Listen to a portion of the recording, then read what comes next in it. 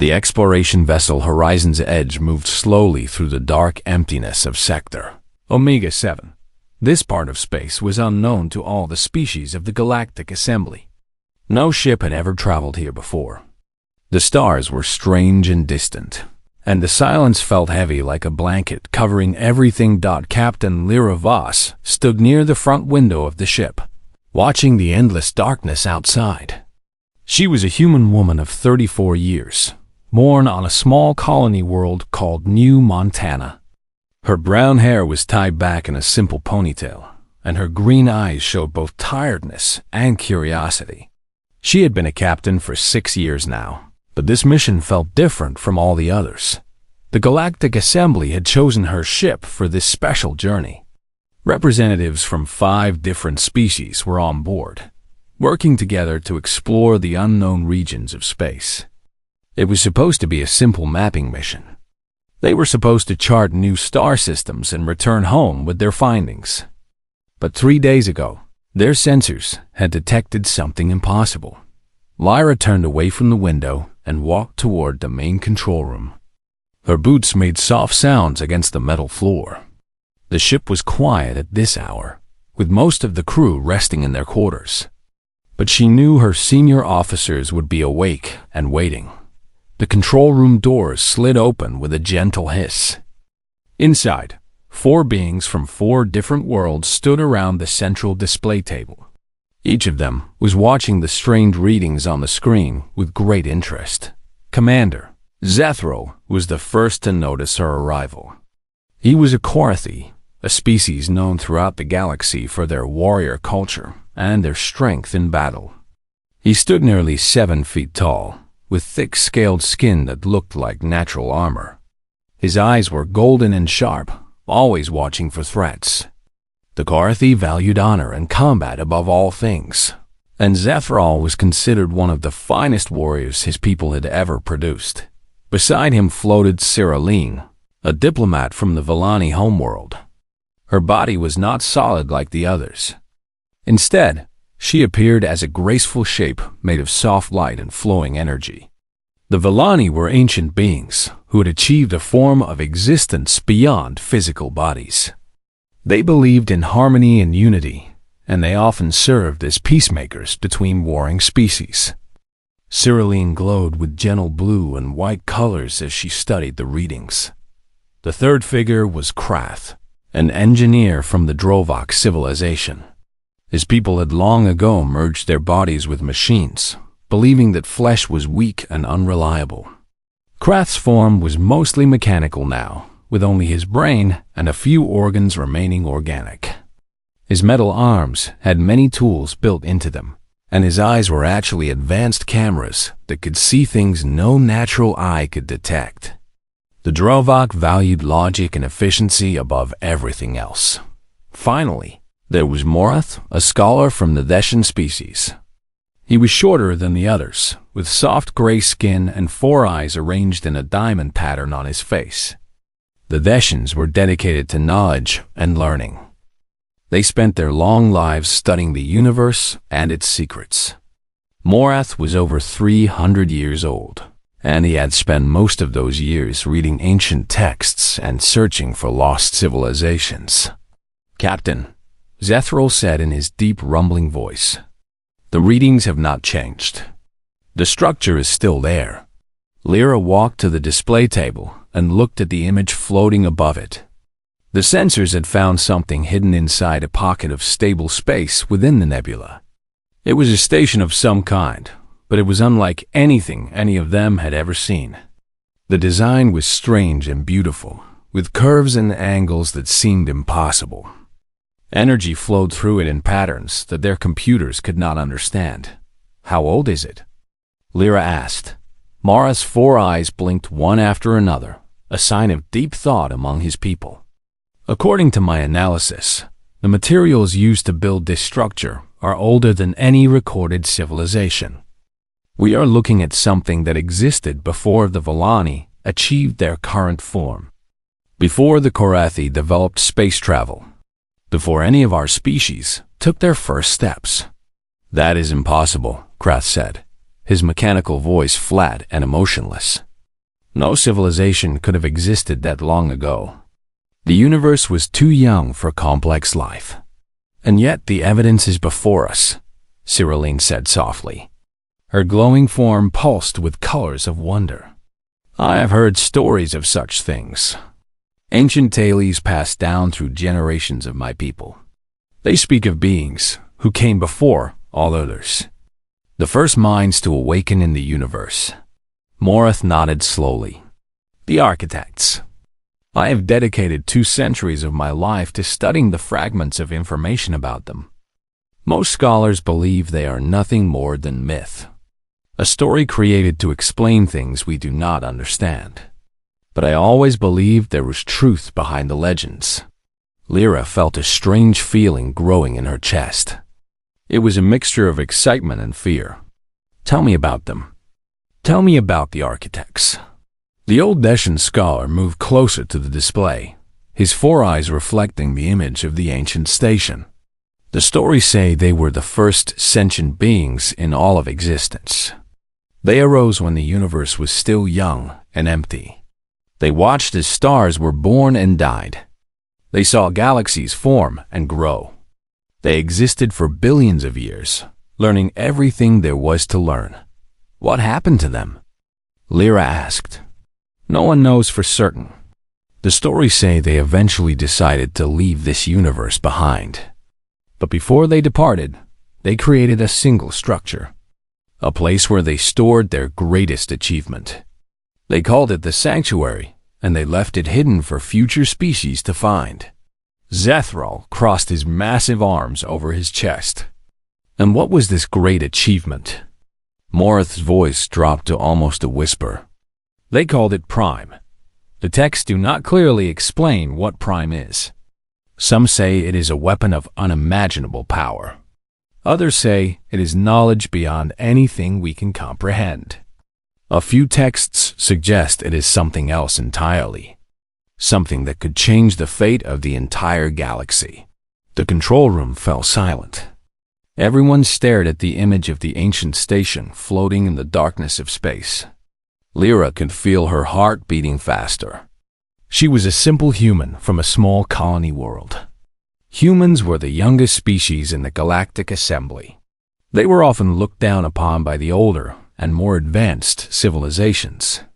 Many aliens considered humans to be primitive and emotional creatures who had only recently learned to travel between stars.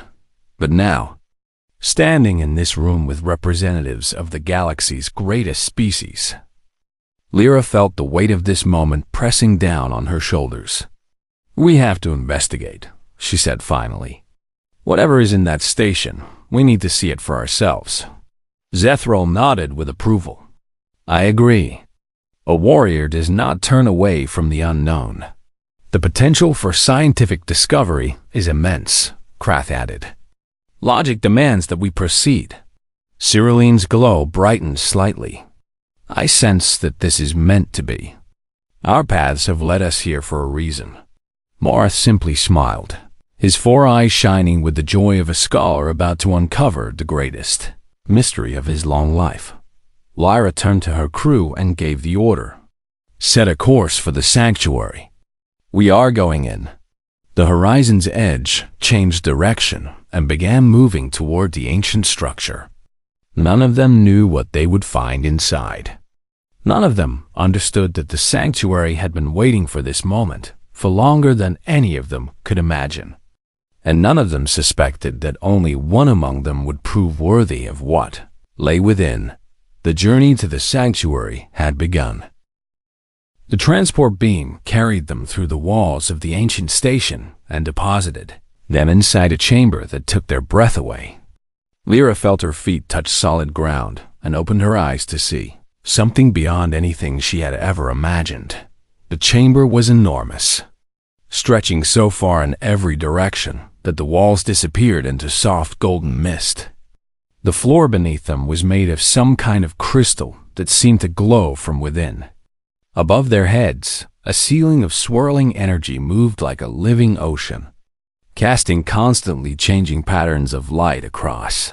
Everything below the walls that she could see were covered in symbols and patterns. These were not like any writing system known to the Galactic Assembly. The shapes seemed to shift and change when she looked at them directly, as if they existed in more dimensions than her human eyes could properly perceive. Some of the symbols looked almost like faces. Others resembled stars or galaxies. A few seemed to show creatures and beings that had no comparison to anything alive today. By the ancestors, Zethral breathed. The mighty Korethi warrior stood perfectly still, his golden eyes wide with wonder. In all his years of battle and exploration, he had never seen anything like this place. Cyrilline floated slowly upward, her glowing form reflecting the colors of the chamber around her. "I can feel something here," she said softly. "A presence, ancient and powerful. It is aware of us." Kraft's mechanical eyes clicked and whirred as they tried to analyze the environment. "My sensors are having difficulty processing the data. The energy signatures in this room do not follow any known laws of physics. This should not be possible." Morath fell to his knees, tears flowing from all four of his eyes. For 300 years, he had searched for evidence of the architects. He had been mocked by other scholars who called him a fool for chasing myths. And now, at last, he was standing inside their greatest creation. Lyra walked forward slowly, her eyes fixed on the center of the chamber. There, rising from the crystal floor, was a simple pedestal made of the same glowing material as everything else. Above the pedestal, a dome of concentrated energy swirled and pulsed with colors that had no names in any language she knew. Whatever Prime was, she knew it was hidden inside that dome. The moment she took her third step toward the pedestal, a voice filled the chamber. It came from everywhere at once, from the walls and the floor and the ceiling and the air itself. The voice was neither male nor female, neither young nor old. It simply was, like the sound of the universe speaking directly into their minds. "Welcome, seekers. You have found the sanctuary of the architects. You have come seeking Prime, the gift we left behind for those who would follow us. But Prime cannot be given freely. It must be earned." The 5 explorers stood frozen in place, listening to the ancient voice with a mixture of fear and fascination. "The sanctuary tests all who enter. But it does not test strength, for strength can be used for destruction. It does not test intelligence, for intelligence can be used for cruelty. It does not test power, for power can corrupt even the noblest heart. The sanctuary tests only one thing: purity of heart. Only those whose hearts are truly pure may claim what we have left behind." The voice fell silent for a moment, and the energy in the chamber seemed to pulse with anticipation. "Step forward, seekers. Place your hand upon the pedestal. Let the sanctuary look into your heart and judge what it finds there." Zethral immediately stepped forward. Among the Korethi, hesitation was considered a sign of weakness. A true warrior faced all challenges head-on, without fear or doubt. He marched toward the pedestal with his head held high, his scaled feet striking the crystal floor with confident steps. "I will go first," he announced. "The Korethi do not hide from tests. We welcome them." The others watched as Zethral reached the pedestal and placed his large clawed hand upon its smooth surface. The moment his scales touched the crystal, the entire chamber reacted. The swirling colors above began to move faster, and a beam of light descended from the dome to surround the Korethi warrior. Zethral closed his eyes as he felt something enter his mind. It was not painful, but it was overwhelming. The presence of the sanctuary was searching through his memories, his dreams, his deepest desires. It saw everything he had ever done and everything he had ever wanted. Images flashed through his consciousness. He saw himself as a young warrior, training in the combat pits of his homeworld. He felt the pride of his first victory, the blood of his enemy hot on his claws. He remembered the countless battles he had fought, the enemies he had defeated. the glory he had earned through violence and strength. The sanctuary saw his desire for conquest, his need to prove himself superior to all others. It saw how he measured his worth through the defeats of his opponents. It saw a heart that sought dominance above all else. The light surrounding Zethral changed from gold to cold blue. The warmth drained from the chamber around him, and he felt a deep chill settle into his bones. "Your heart seeks dominance," the voice said, and now it sounded sad rather than welcoming. "You measure yourself by how many you have conquered. You find meaning in the defeat of others. This is not purity. This is the shadow that leads to tyranny. You are not chosen." The light released Zethral, and he stumbled backward as if he had been physically pushed. His golden eyes were wide with shock and confusion. In his entire life, no one had ever told him he was unworthy. Among his people, he was considered a hero. "That is wrong," he growled, but even as he spoke, he could hear the doubt in his own voice. "I am an honorable warrior. I fight with honor." "The test does not measure honor," the voice replied gently. "It measures the truth of your heart. And your heart is not pure."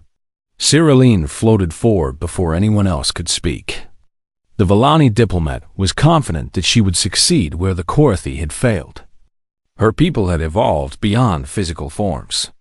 They had dedicated their existence to harmony and peace.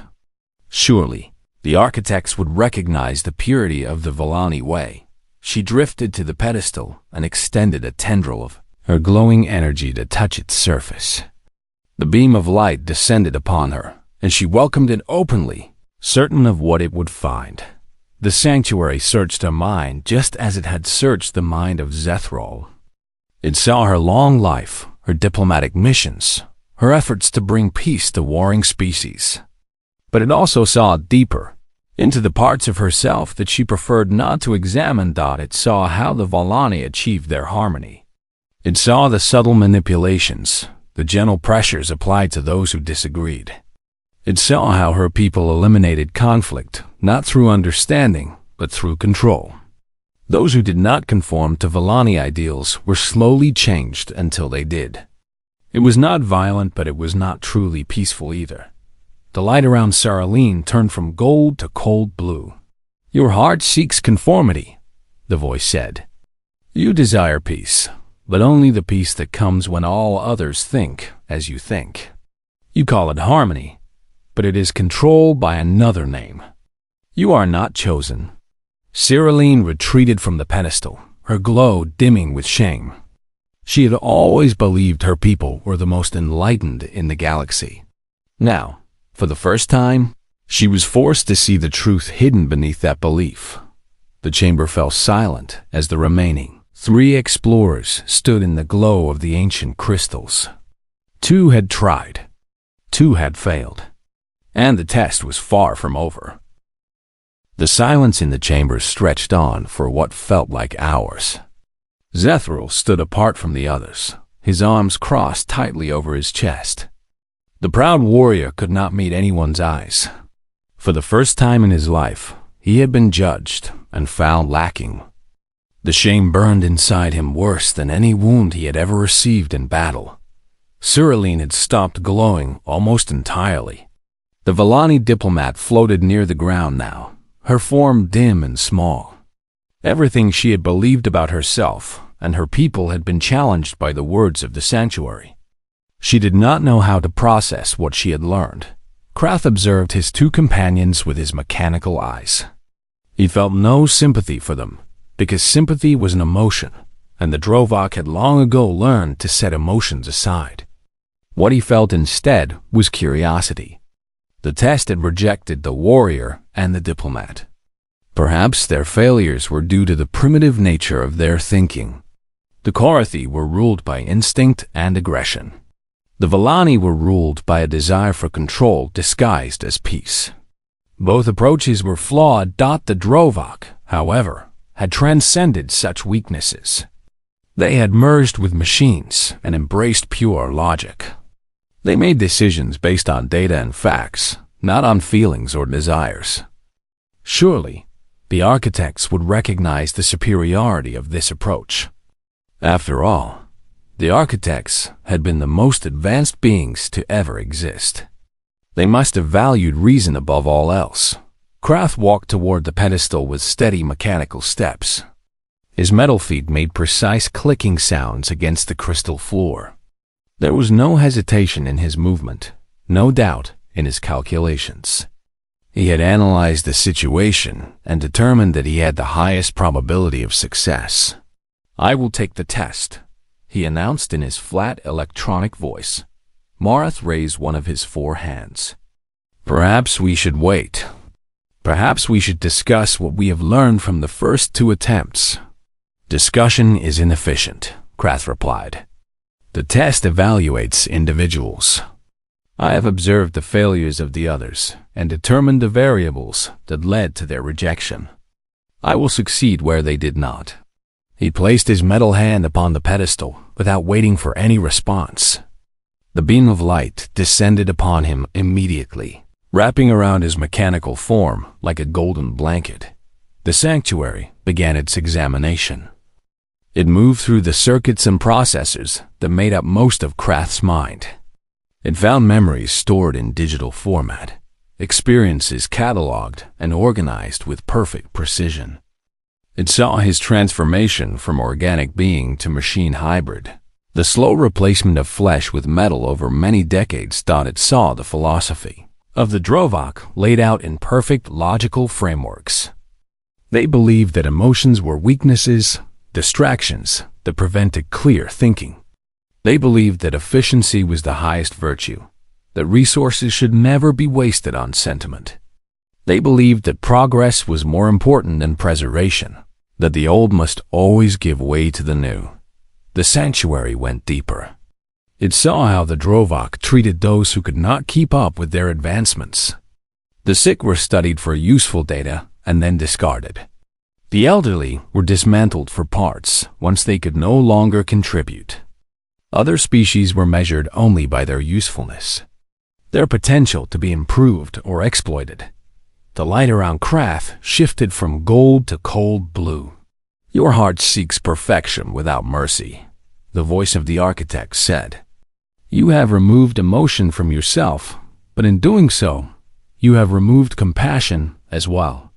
Logic without love is cruelty with a different name. You see other beings as resources to be used, problems to be solved. This is not purity. This is the emptiness that leads to destruction. You are not chosen." The light released Krath, and his mechanical body actually staggered backward. His processors struggled to understand what had happened. According to his calculations, he should have been the perfect candidate. The result did not match his predictions. "There is an error," he said, his electronic voice flickering with something that might have been confusion. "My logic is sound. My reasoning is flawless." "Your reasoning serves only yourself and your kind," the voice replied. "True wisdom includes all beings in its calculations. True progress does not leave the weak behind. You have knowledge, but you lack understanding. You are not chosen." Krath retreated to stand beside the others. For the first time in centuries, he felt something stirring in the organic parts of his brain that remained. It was small and unfamiliar, but it was there. It might have been doubt. 3 had now failed. Only Morath and Lyra remained. The old Beshan scholar stood very still, his 4 eyes fixed on the pedestal. He had spent his entire life seeking this moment. 300 years of study, of research, of traveling to distant worlds in search of fragments of information about the architects. This was supposed to be his destiny, the culmination of everything he had worked for. But now, watching the others fail, he felt fear growing in his heart. What if he too was found unworthy? What if his lifelong quest ended in rejection, just like the others? The thought was almost too painful to consider. Lyra noticed the scholar's hesitation. She walked over to stand beside him and spoke softly so the others would not hear. "Morath, you do not have to go next. We can wait." We can think about this. The old scholar shook his head slowly. No, young captain. I have waited 300 years for this moment. I cannot wait any longer. Either I am worthy or I am not. Either my life's work has meaning or it does not. I must know. He walked toward the pedestal with slow, careful steps. His whole body trembled slightly, but his 4 eyes remained fixed on the swirling dome of energy above. This was the moment he had dreamed of for so long. He placed his gray hand upon the crystal surface. The light descended, and the sanctuary began its examination. It found a mind filled with knowledge. Morith knew more about history and science and culture than almost anyone else alive. He had read thousands of books and studied hundreds of civilizations. He had learned languages that no one else could speak and solved mysteries that had puzzled scholars for generations. But the sanctuary looked deeper than knowledge. It looked into the heart that drove the pursuit of that knowledge. It found pride. It found a hunger for recognition, a desire to be remembered as the greatest scholar of his generation. It found the joy he felt when other researchers failed where he succeeded. It found the way he hoarded information, sharing only enough to make others admire him while keeping the best secrets for himself. The truth he sought was not for its own sake. It was for the status it brought him. It was for the legacy it would create. It was for the immortality that came with being the one who finally discovered the sanctuary. The light around Morith turned from gold to cold blue. Your heart seeks truth for pride, the voice said gently. You love knowledge, but you love what it gives you more. You seek understanding not to share it with others, but to elevate yourself above them. This is not purity. This is the vanity that corrupts wisdom. You are not chosen. Morith fell to his knees as the light released him. Tears flowed from all 4 of his eyes, and a sound of pure anguish escaped his throat. 300 years. His entire life. And it had all been for nothing. 4 species had been tested. 4 had failed. The Korathi warrior, the Volani diplomat, the Drovak engineer, and the Dishan scholar. Each of them represented the best of their civilizations. Each of them had been found unworthy. Lyra stood alone now, the only one who had not yet approached the pedestal. She was a human, a member of the youngest and most primitive species in the Galactic Assembly. She had no special powers, no ancient wisdom, no advanced technology integrated into her body. She was just a woman from a small colony world who had somehow become the captain of a starship. The chamber seemed to pulse around her, and she felt the attention of the sanctuary turning toward her. It was waiting. It had been waiting for a very long time. And now there was only one seeker left to test. Lyra stood alone in the center of the crystal chamber, surrounded by her fallen companions. Zethril had retreated to the far wall, his proud warrior spirit crushed by rejection. Cyrilline floated near the floor, barely glowing at all. Kraft stood motionless, his mechanical mind struggling to process failure. And Morith remained on his knees, weeping for the dreams that had just shattered around him. She looked at each of them in turn. These were beings from ancient and powerful civilizations.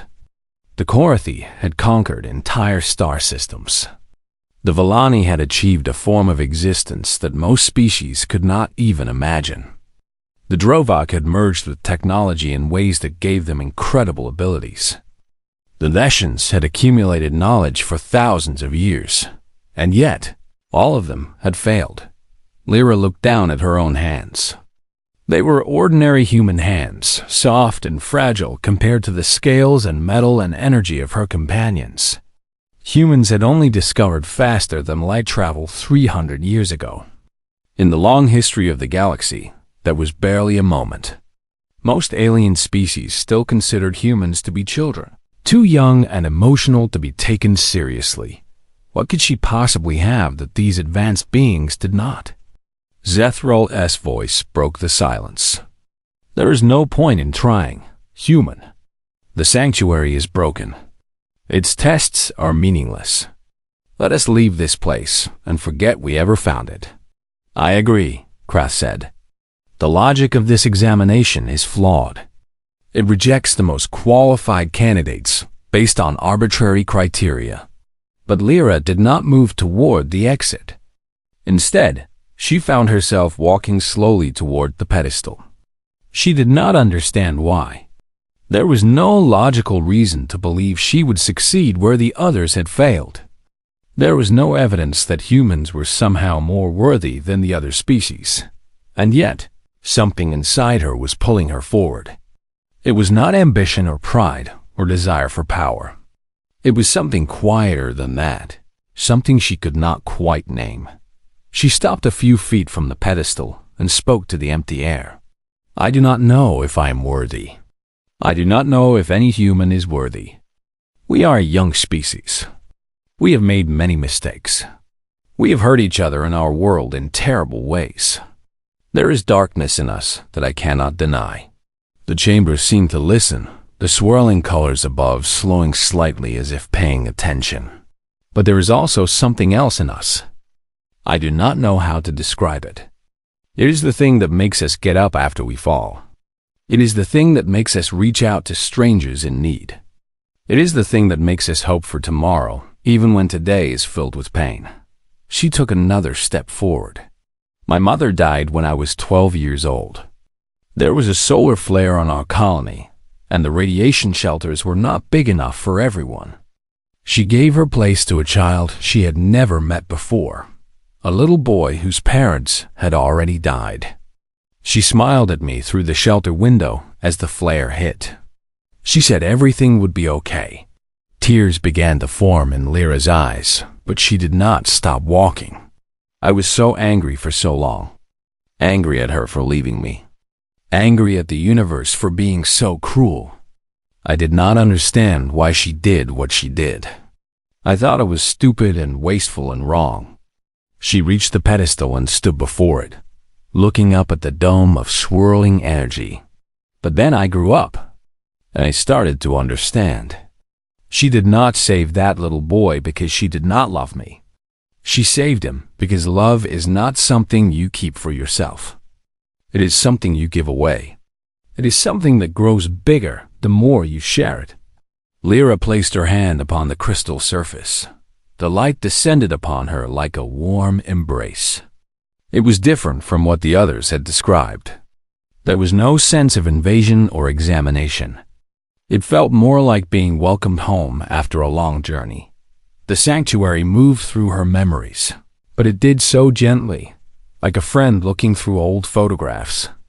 It saw her childhood on New Montana, the wide open skies and the simple farming communities. It saw her grief after losing her mother, the years of anger and loneliness that followed. But it also saw the moment when that grief began to transform into something else. It saw Laura at 16, helping to rebuild a neighbor's home after a storm.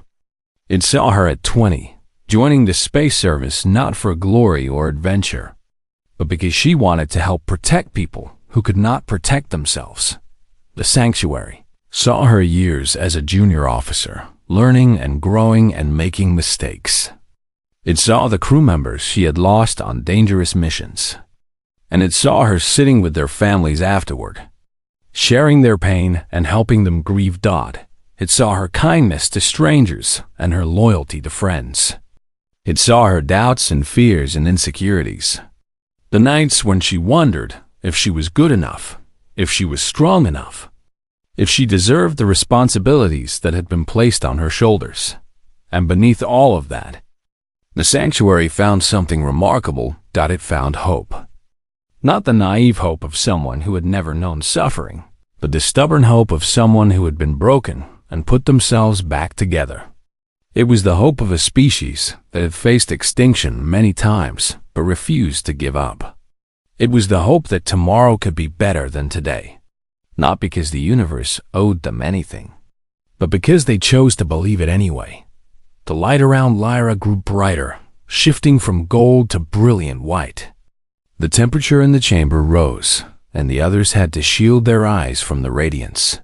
"Your heart knows darkness," the voice of the architect said, and now it was filled with warmth and wonder. "You have felt pain and loss and fear. You have made mistakes and been lost in anger. You are not perfect. You are not pure in the way that most beings understand purity." Lyra waited, expecting the rejection that had come to all the others, but the voice continued. "And yet, despite knowing darkness, your heart reaches toward light. You do not seek dominance over others. You seek to stand beside them. You do not seek conformity. You seek connection. You do not seek perfection. You seek growth. You do not seek truth for pride. You seek understanding so that you may share it." The dome of energy above the pedestal began to crack and splinter. The other species who came before you were not evil. They were simply incomplete. They had grown powerful in some ways while remaining small in others. The Karthi value strength, but forgot mercy. The Valani value harmony, but forgot freedom. The Drovak value logic, but forgot love. The Deshans value knowledge, but forgot humility. The cracks in the dome spread wider, and pure light began to pour through. We searched for billions of years, waiting for a species that understood the truth that binds all things together. Strength without mercy is tyranny. Logic without love is cruelty. Knowledge without humility is arrogance. Harmony without freedom is a prison. Only those who understand these truths can be trusted with what we have left behind. The dome shattered completely, and a column of pure radiant energy descended upon Lyra. She gasped as it entered her, filling her with light and warmth and something far greater than herself. "You are chosen, Lyra Voss. You are chosen not because you are perfect, but because you understand that perfection is not the goal. Connection is the goal. Compassion is the goal. Love is the goal." The chamber erupted in brilliant light as the power of Prime merged with the human woman from a small colony world. Prime awakens, and through you, it will touch all beings in the galaxy. Lyra felt herself lifted off the ground, surrounded by energy older than the stars. She could feel the presence of the architects, long departed, but never truly gone. They had waited so long for this moment. They had believed that someday, somewhere, a species would arise that understood what they had learned. And after billions of years of waiting, they had finally found what they were looking for. They had found humanity. The light slowly faded, and Lyra felt her feet touch the crystal floor once again. The chamber around her had changed. The swirling colors in the ceiling had calmed into a gentle, steady glow.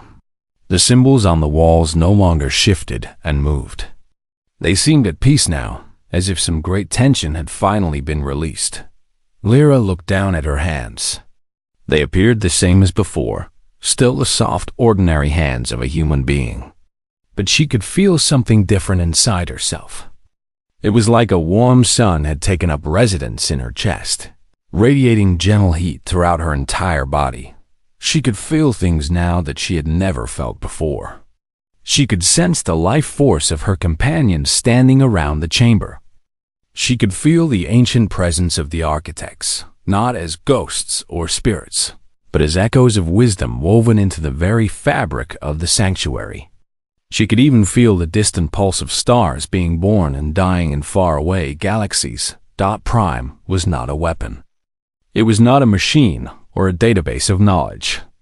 It was something far more profound than any of them had imagined. Prime was understanding. It was the collected wisdom and compassion of beings who had lived for billions of years and learned the deepest truths of existence. It was the love they had felt for all life in the universe, preserved and concentrated into a single gift for those who would come after them.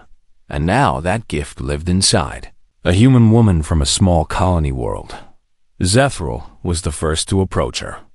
The great Karithi warrior moved slowly, his golden eyes wide with a mixture of wonder and uncertainty. When he reached her, he did something that shocked everyone in the chamber, including himself. He knelt. "Chosen one," he said, his deep voice trembling. "I have lived my life as a warrior. I have measured my worth by the enemies I have defeated and the battles I have won. The sanctuary showed me the truth that I have always hidden from myself. My strength has been empty because it served only my pride." Lyra reached out and placed her hand on his scaled shoulder.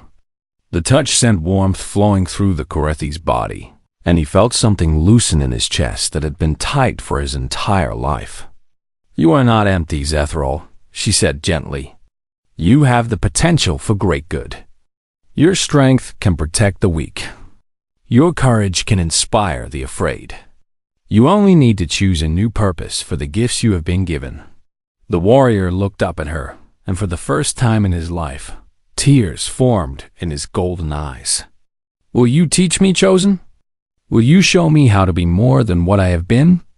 "I will not teach you," Lyra replied with a soft smile.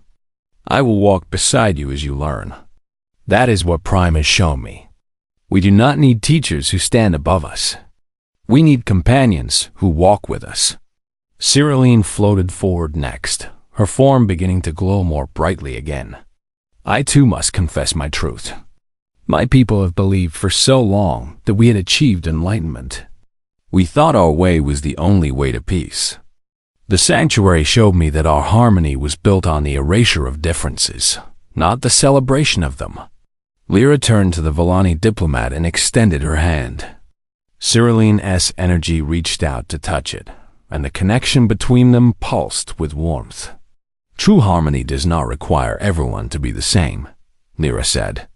"It comes from different voices singing together, each one keeping its own unique sound while blending with the others.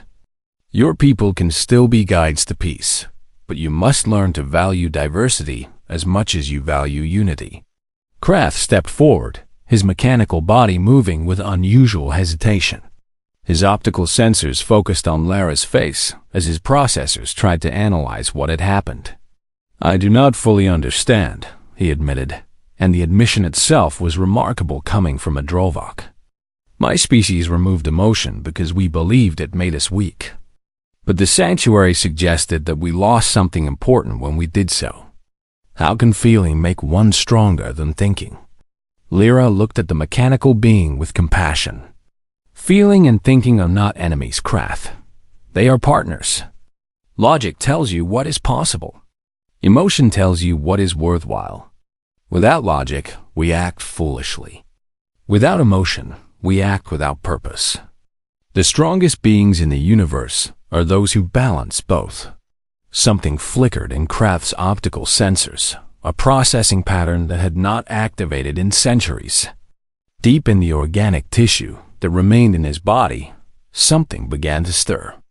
It would take time, but the seed of change had been planted. Finally, Morith rose from his knees. The old scholar had stopped crying, but his 4 eyes still glistened with moisture. He approached Lyra slowly, his aged body heavy with the weight of 300 years. "I have spent my entire life seeking knowledge," he said quietly.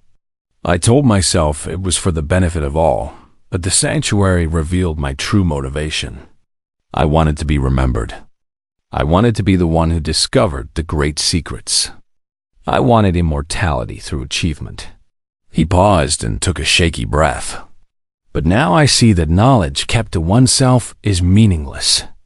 The only immortality that matters is the kind that comes from what we give to others. The lessons we teach, the love we share, the kindness we show to those we will never meet again." Lyra embraced the old scholar, wrapping her arms around him like a daughter hugging a grandfather. "Your 300 years of learning were not wasted, Morith. You simply need to find a new purpose for all that wisdom. Share it freely. Give it away without expecting anything in return. You will find more meaning in that than in any monument built to your name." The 5 of them stood together in the center of the crystal chamber, united by the experience they had shared. Around them, the sanctuary began to change. The The walls started to become transparent, revealing the stars outside. The floor beneath their feet began to dissolve into motes of light that floated upward like glowing seeds. "The sanctuary's purpose is complete," the voice of the architect said, surrounding them one final time. "We have waited for ages beyond counting, hoping that life in this universe would evolve in ways that would make it ready for our gift. We searched among countless species, testing their hearts, watching their development. The walls continued to fade, and the stars grew brighter. Many came close. Many had pieces of the truth. But only humanity possessed all the necessary elements. You know suffering, and yet you choose hope. You know fear, and yet you choose courage. You know hatred, and yet you choose love. Not because you are perfect, but because you have learned that perfection is not the point." The floor was almost entirely gone now. The 5 explorers found themselves standing on platforms of pure light, floating in the vast emptiness of space. The sanctuary was disappearing around them, its mission finally complete. "Go now, Chosen One. Take what we have given you and share it with all beings. Not as a ruler or god, but as a companion and a friend. Show them what humanity showed us, that the smallest and youngest and most unlikely can sometimes carry the greatest light." The last fragments of the sanctuary drifted away into the void, leaving nothing behind but the 5 explorers floating in space. In the distance, Lyra could see the horizon's edge waiting for them, its running lights blinking like a beacon calling them home. She turned to her companions. These representatives of ancient and powerful civilizations, who had come seeking power and found something far more valuable instead. "What happens now?" Zethral asked. Lyra smiled, and her eyes glowed softly with the golden light of Prime. "Now we go home, and we begin the real work. Not to conquer or control or perfect, but to connect. To build bridges between species who have never understood each other. To show the galaxy that our differences are not weaknesses to be eliminated, but strengths to be celebrated." She looked out at the stars. Countless points of light representing countless worlds and countless beings waiting to be touched by the gift she now carried. "The architects believed in us," she said quietly. "They believed that one day a species would arise that understood the truth they learned over billions of years of existence. They believed that species would be worthy of carrying their legacy forward." She turned back to face her companions. Her friends, her new family. Let us prove them right. The transport beam activated, carrying them back to the horizon's edge. As the ship turned toward home, Lyra stood at the front window, watching the place where the sanctuary had been. There was nothing there now but empty space and distant stars. But inside her chest, the warmth of Prime continued to burn. A tiny sun of hope and love and connection that would never go out. The architects had found their heirs, and the universe would never be the same.